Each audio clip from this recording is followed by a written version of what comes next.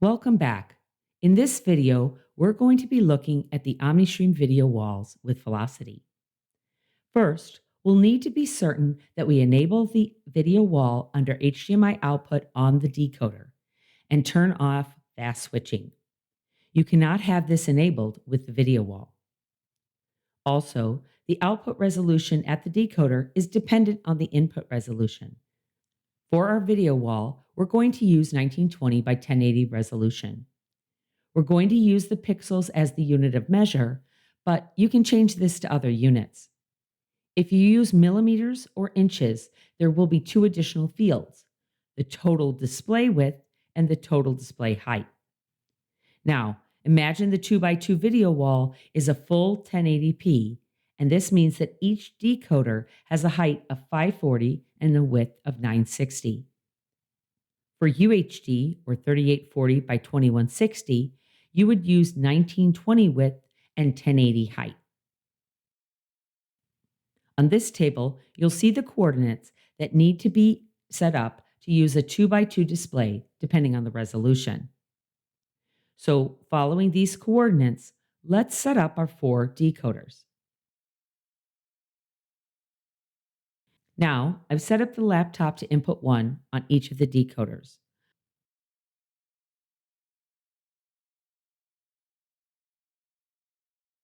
On HDMI output, I've set up the video wall and the coordinates to match the table.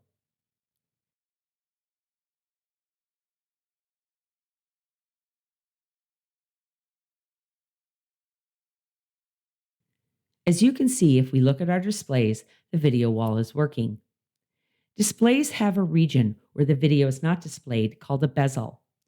This can cause display issues when creating video walls.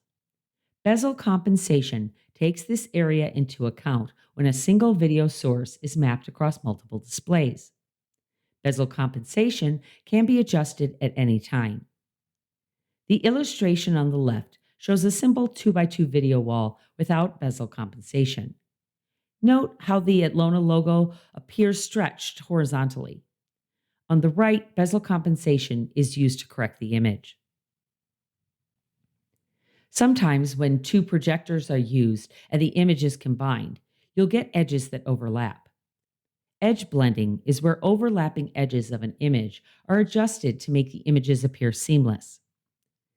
Next, let's look at how to set up the video wall and control it with our velocity control system. As we mentioned with multi-view, we assume a basic knowledge of velocity through the certification level 301, so that you can understand how to set up your room, your devices, and the differences between the template and the custom UI. For this video, I'm going to copy the room and build a video wall because it's using the same video information as our multi-view decoder. But I want to be certain our systems don't interfere with each other. Since we're working with velocity, we want to be certain that only IP input 1 is enabled on our decoders. If you plan to use audio, you can enable IP input 3 and make sure it's set to port 1100. Now, I'm going to just copy the room and quickly assign my IP addresses and add the additional displays and decoders. I'm also going to start fresh and delete the old touch panel and grab a new one.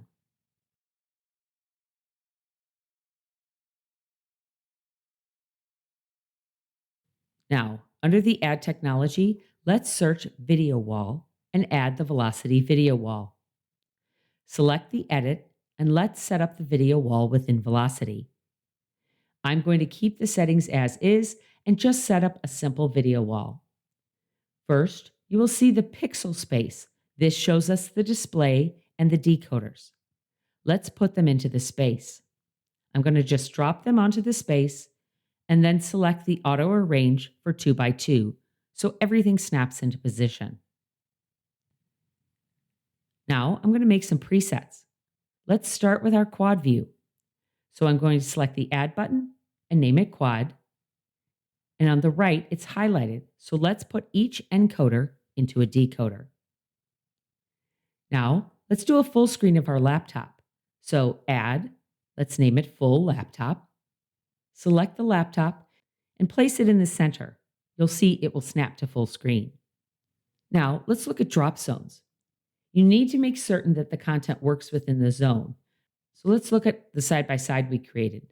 And let's turn on custom drop zones and see what those are.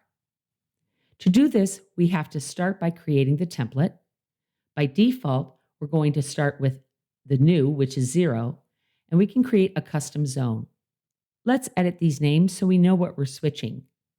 We're going to create the side by side and maybe just left and right. Let's also create a 3-spot drop zone. Now let's name these. And there you have it. Everything that we've set up has been done in the VC2 video. I'm going to change over quickly to the VCX and show you that the video wall works regardless of the codec. Setting it up, however, using Velocity makes it much easier. Great. Now let's test it and see how it works.